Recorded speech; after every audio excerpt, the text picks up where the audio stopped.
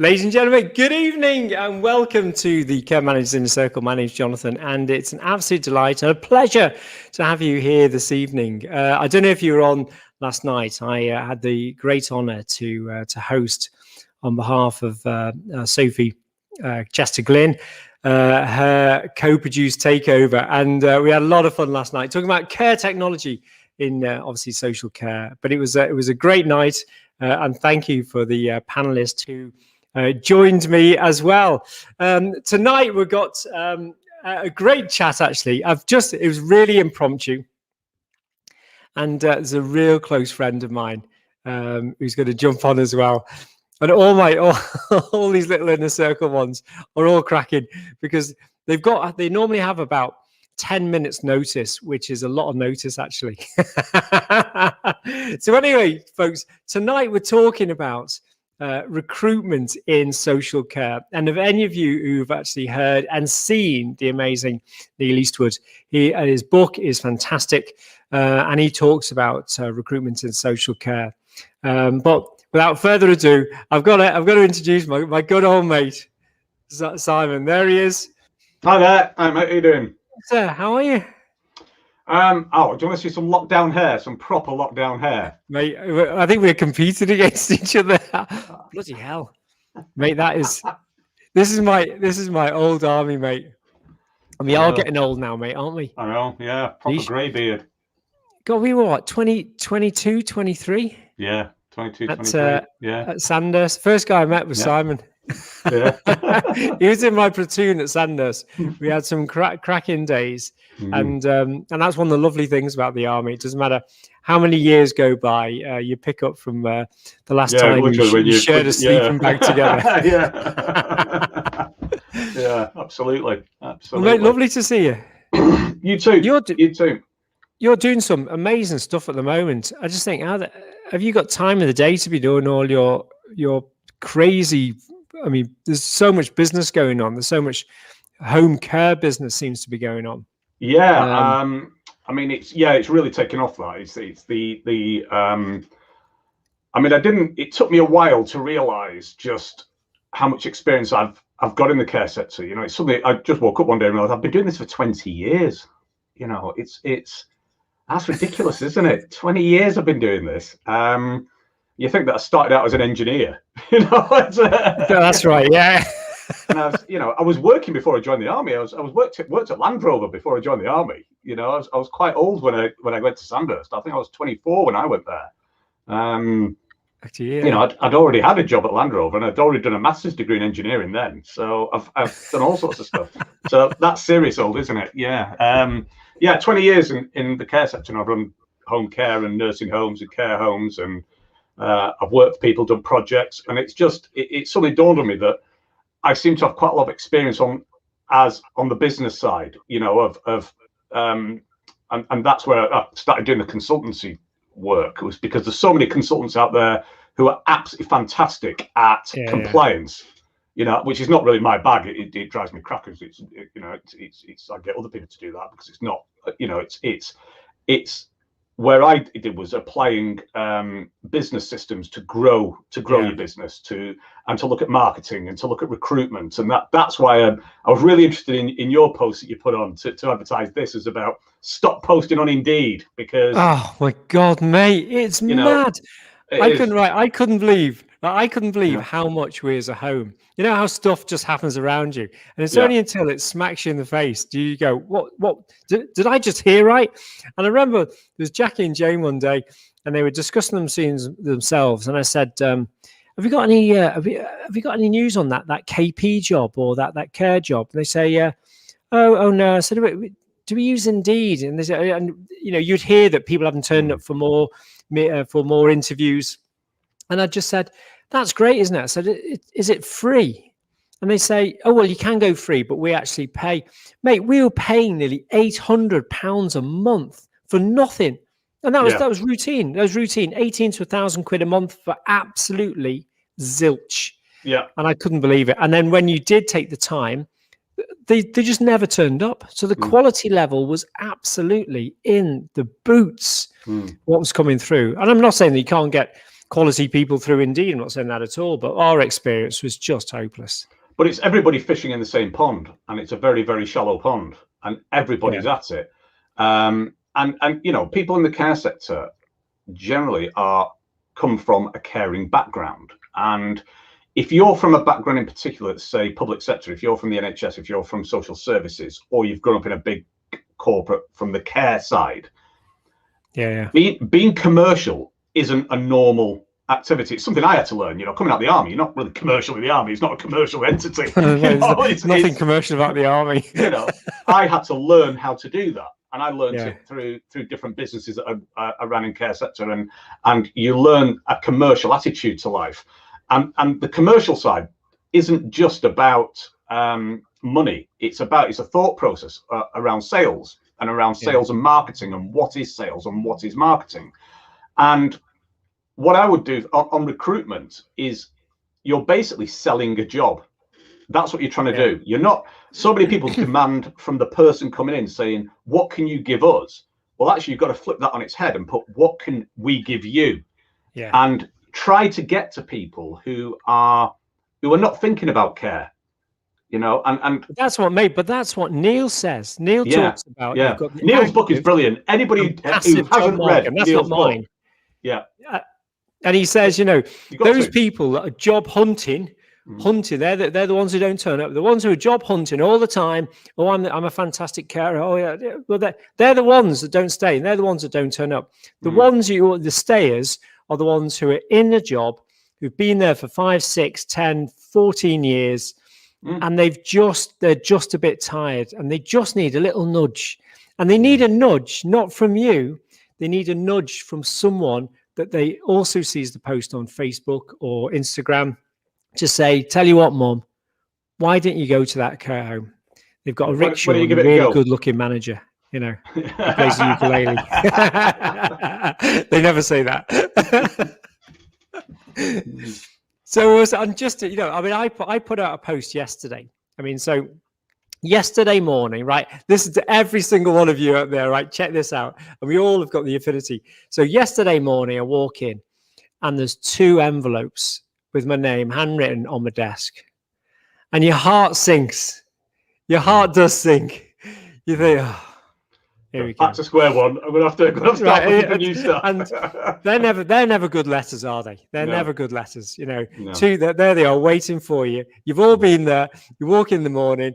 You know, you put your coat down. You put your handbag down. Whatever. I'm talking about you, Sino. And there's two of them there.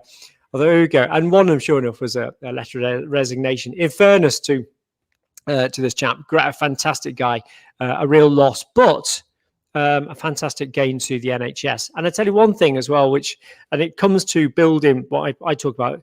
You don't just build a family; you're building a tribe. If you want to be super, you know, you've got to build a tribe. And this guy, I've always said to all my team, I said, look, you know, nothing's forever.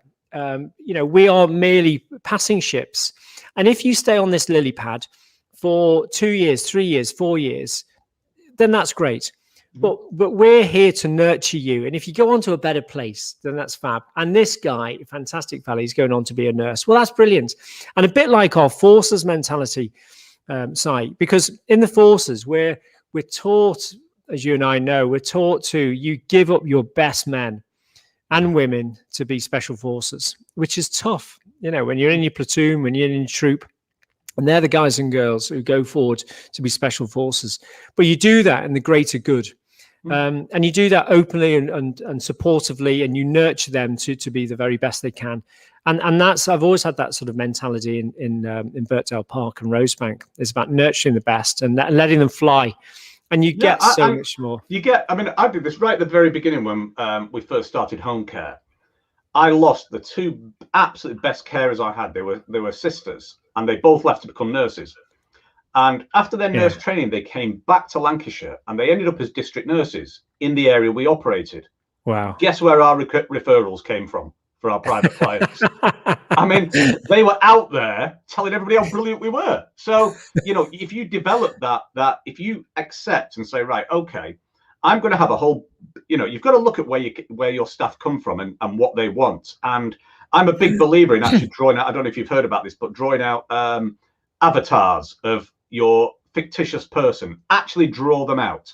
So I've got a set of people who are my typical carers that are just made up pen pictures of each one.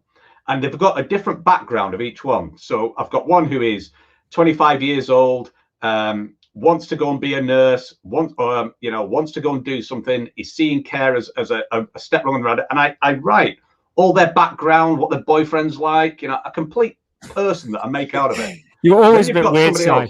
Sorry? This is a well-known marketing technique. This is how marketeers get it in their head. So and the reason that you do that is once you've got these personalities, you design your adverts specifically to appeal to that person, to that single person. So an advert for somebody who's 24 years old and wanting to go on in life is going to be completely different from a 50-year-old who wants a part-time job and who's looking after the grandkids also part-time, and they've got completely different requirements. So your imagery for the advert has to reflect that person. They have to look like that person. The advert has to say what you're going to do. And the point of a job advert is only doing one thing to get them interested or go to your website and find out more. That's all it does. Not a great big job description, just literally a click on the social media, they're fanning around on Facebook, pressing it to find out more. That's all that is what a job advert does. That's all it's for. Well, it was Neil who, and again, great fella. For any of you out there who don't know Neil Eastwood, then Google him, get his book. He's fantastic. Yeah, absolutely. It's an absolute. And it really, this stuff works.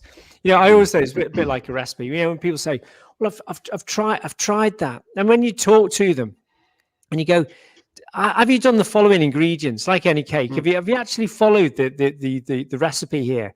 Well, I haven't really had time to do that, and I haven't built my you haven't followed the recipe. Then you're not going to get the same cake. You're not going to get the cake that you're after. Yeah. But to give you an idea, so yesterday morning, a guy has resigned. That's absolutely fine. That's super cool. And immediately, I decided. Normally, it'd take me a few weeks, and it'd be Jackie and Jane saying to me, "Look, I think we need to advertise for that post." I thought, sorry, I'm going to do it straight away. And I put that post out. It took me about 2 minutes. I went outside with my lockdown hair. I've never had anything like this in my life. and I went outside with my selfie stick and I just said, look, this is who I am, Birkdale Park, all right, I want you to be part of the team, all that sort of stuff. I kept it within a minute and I posted it up. Right, this is, I'm just going to show you now. I can't show you the names, right? This is just that whole page there. Just for anyone screenshots it, like that whole page there is with all their numbers, all the applicants. We've had over 30 applicants for that one job. And the great thing is it's not just about filling that role. You're having the most fantastic reserve, as you and I know, so you've got to maintain your reserve. We've got a fantastic reserve of people who I know where they are.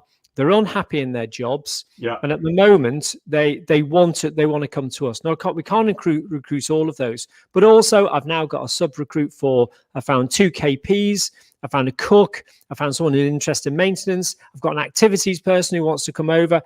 And that's cost me absolutely zilch. And already I've done 4 interviews. So the speed that you act has got to be, and all of that has been done over Facebook Messenger. And that's why we don't do CVs. So don't be putting an obstacle by saying send over your CV to the following email, which is never addressed or responded. Or even worse than that, sending out application forms. It's like, no, don't. If somebody's interested, have a chat with them on the phone. Do a quick, interview there and then as you're speaking to them. If you like them, say, right, can you come in tomorrow? Get them in fast as you can. Cut out all the dross. Get them in. We shortlisted that. This year, I shortlisted that on the phone. Yeah, very quick indeed. Some of the you're not even going to waste time with. Shortlisted. I've got 4 shortlisted. Every single one of them turned up, and there were 4 super high quality candidates. I mean, super high quality.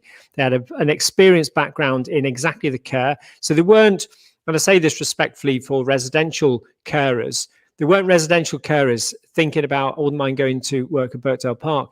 these were guys and girls who were experienced in nursing, which is heavy nursing, heavy nursing care.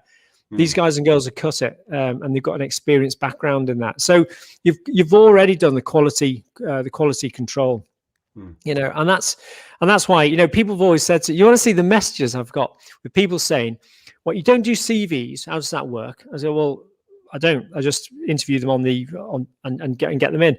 And then I don't do interviews, and that completely throws people. Now, of course, we get information beforehand. Of course, you're going to have a chat with them, but they're not called interviews. It's called, come in. I'm going to show you around our home. You're doing the sales pitch. You're selling your home. You're taking somebody, a potential employee, and treating them just like a potential resident. You're selling the job, you're selling the home, but at the same time, you're getting all the information out of them. Thinking, will you fit? I've always maintained, I've run a training company in the care sector for about 15 years now, and I can train anyone to do care. That's easy. It's easy to train somebody to put on a moving and handling course. That's simple. I can train a monkey how to use a hoist. It's not difficult. I can't train somebody to care. You've either got it. That's an inherent thing. I can't train that. I can't. No qualification gives that. Nothing. That's, you've either got it or you haven't. And if you're like you're doing, if you're taking somebody around the place and you're showing them and you're talking to them, you'll get to know. Right? Is this person? Are they the kind of person we want? And if the answer is yes, you can train them to do the rest of the stuff. But it's also making people feel like $1 million. Yeah, make them feel, absolutely fantastic. I've got a few Facebook users here. It puts Facebook user if you're posting into a group. You see, if you're broadcasting, right. Okay. Someone says Facebook user, nothing is forever. Absolutely right. And then there's someone saying, just posting out to other people. So there's. But what one thing I found was that making people feel fab about each other. Let me put the other banner on. Hold on. There you go. Put that one back on. Is that if you personally post out, so because it's on your Facebook, and I've been building now, and I've said to the inner circle before, Facebook and Instagram. I don't use Instagram, but Instagram's another one as well. That a lot of younger group. That's where it comes back to. Talk about the avatars before and saying what people like. That's where you say, right, this person is 25. What's their social media? And I write, oh, this person's on Snapchat, and this person's on, because of their age, they're on Snapchat, and but they don't use Facebook and they don't use LinkedIn. Yeah. And then the older person might be, they're always on Facebook. And you're actually really defining what those people use. So that is where you can go to. That's where you got to go to find them. But if you're the registered manager and you're messaging them direct, and then say, I want you to come in and I want to show you around our home. Really informal. There's no interviews. We're just going to have a chat. Dead simple. And you've already got a mark of those people. And the only the ones who I invite in are the ones who I think there's something there. And then to be shown round, and this isn't some big ego trip, but to be shown round by the registered manager, who you might have seen on some stupid little video. And they've all got, they all talk about the ukulele, and they all talk about chickens. And rickshaws, because you remember that craziness. And then you walk them round and you make them feel really good about themselves. And you don't have to. I mean, there'll be people out there saying, but that's all right for you because, you love dressing up as an elf and pedaling around on a bloody, on a bloody rickshaw, Not everybody is. I thought you were going to release some dark secrets there, Crowther. You're a confident extrovert. You're nothing. You like doing these daft things, and you'll play the ukulele, and you'll go online, and that isn't for everybody. If you look at the sets now, you've got that wonderful set behind you. You got the hello thing, and I'm here in my boring office. Absolutely really square. Everything's grey and white and empty. There's nothing there. So that if people thinking, but I'm not that extrovert, or go out and film myself, that's fine. You can still do the basic principles that you're talking about of writing it up on your website if you don't like, if you don't like putting yourself out there, and directing people through adverts to tell the story of your place. Instead of on your website saying, we do to make it boring, write something, have videos of your staff talking about where you are, and Yeah. stick that on the website, stick it on the Facebook, give it some feeling about what you're, and the bits that you That's were what I mean. saying. Create a tribe. Exactly, Not just create a a family, tribe. a Yeah, tribe. absolutely. You know, Yeah, it doesn't have to. which is more family. It's more Yeah. defensive. It's more protectionist. It can be, and I say this unreservedly. It's to create an elitist. You know that when you're in that tribe, you're so protective over it, and that everyone else does their thing, but in your tribe, you look after each other because and that's what's so lovely. When I say one of the top values of Birkdale Park is love, and it's love first and foremost for each other as a team. Then you love the residents, and then you love the place you're working for, and it's that love which is absolutely the heart of everything, you know. And I just say it's so impassioned. Well, mate, right, I've got some final. It's great seeing you on tonight. So for some final bits and pieces here, I've just said here, look, recruiting your team, and as Simon said tonight, lovely to see him on. Is let me get that right. Right, is so this is recruiting your team. You know, create a tribe, create something that people want to join. They want to become part of your club, part of your tribe, part of your family. Then you know, entice them in. You know, and it's a win-win. You know, but you know, you go out there, and as Simon said, you know, you promote it to get people in. Consistently post on social media, and this might not be your thing, but that's what people are hanging out. You know, it's reckoned between 2 to 3 hours per day, FaceTime or screen time per person. That's outrageous. They reckon 2 hours for Netflix. Can I just pop in there and just give a bit of people advice on that? Is if you don't know about it, you can use programs such as Hootsuite or Meet Edgar. I use Meet Edgar. Yeah. To schedule all your posts and make it automatic. If you don't want to sit there doing posts all the time, I set up a lot of posts on mine 6 months ago, and I haven't got back to it since. And I post everywhere, absolutely everywhere. And it's all day. I'm posting 2 or 3 items a day, every day. And I need to refresh it now. I need to go in and sort it out because it's 6 months old. But people say to me, "Oh, I don't know how much time you spend on. You spend a lot of time on social media." I thought, "No, I don't. I just have a bot doing it." I've had to block you now. I've had to block you, Sam. It's just too much of you. Yeah, but that cost me 30 quid a month. That's how much it is. Not expensive, this stuff. You know, use something like that, so you're constantly putting it out there all the time. Yeah, and that's why, you know, I've got there number 3 is build your Facebook and Instagram.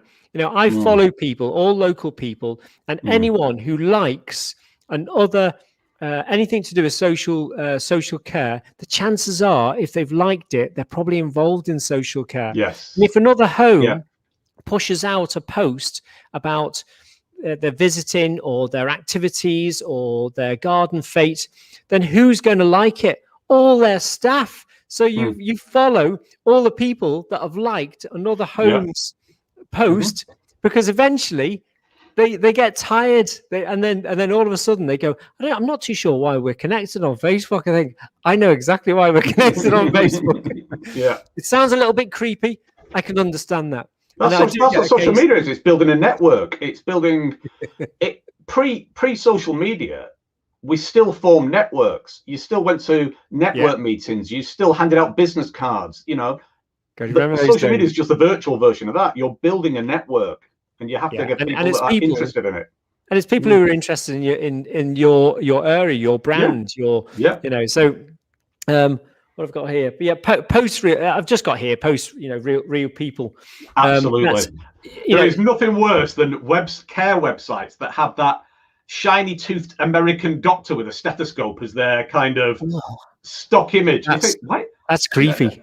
That's you know, why have you got some weird American on there? Put some real people on. I mean, if you need stock imagery, at least use people that look British, you know, rather than American.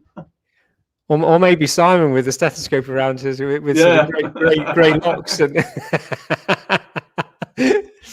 and then all that is about being authentic. People said, but I might have to keep retaking the same video. I said, the thing that people love is that it's really you. So don't be worried about what you're going to say.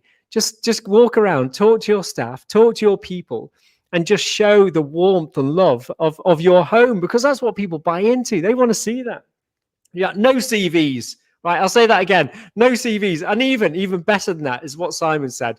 Do not be posting out questionnaires or proposal forms or any of that's or application forms. Oh my God, they're never going to come back. It's just another interview. Don't do interviews. But yes, do interviews. But we don't call them interviews. We call them a walk around. And you can see the interaction with your amazing residents and the rest of the staff. You can pick up so much about people when they do that. And the final one is speed is king. Don't be pushing something out and then getting inundated with all these messages from people only then to get back to them, next week sometime. It's literally within the minutes of them sending that, you've got their phone number. There we go. You've got all their phone numbers. You can then immediately speak to them, certainly within the next couple of hours, and you can filter very quickly. Now, Indeed's not doing that. There's no other recruitment company is going to do that speed. And within 48 hours, you've got the selection. Not only have you interviewed, but you've actually made the appointment. And you've got the most fantastic reserve list. Simon, anything from you? What do you want to plug? Come on. Oh, God, I don't know. I mean, I only do this about 5 minutes before. As you can see, I'm still scruffy. I mean, be true to yourself. You're dressed up. Jonathan's there, and he's well known for wearing shirt, tie, and looking absolutely, spot on every time you see him. And me, I'm just a scruffy bugger. So, it's... Mate, you're a scruffy bugger that's got a lot of information about home care. I've always said this. You've got to if you're in home care, here we go. If you're in home care, you've got to get Simon on your team. He's just got... What he doesn't know about home care just isn't worth knowing. It's as simple as that. Mate, it's lovely seeing you tonight, my friend. You too. You too. We've got to do one about home care because so many people are really, that's super... oh look, here we are. This is on from Heidi. How would you document that you've shown them around, etc., part of your job? Because I've then got a little check sheet, Heidi, and I'll send this to you. And all it is basically I do a voting thing, so everyone gets one of those. I then do a little summary. I also photograph them, all with permission, so that when because you forget who you've interviewed. And you photograph them, put it on there, put their contact details, and it's absolutely brilliant. And it's just a little voting thing, appearance and all the rest of it, background, flexibility, and that works an absolute dream. If you want that, I'll upload that to the inner circle because I know that a lot of people might find that useful. Mate, what can I say? It's been lovely. Thanks for having me. Yeah, it's good. It's good to catch up again and have a chat. Yeah. Literally. Well, I did say to him a few days ago, come on tonight. I then completely forgot all about it because I'm now over 50. so you forget these things, and then I've been out for a while. And he messaged me going, "Are we on tonight or what?"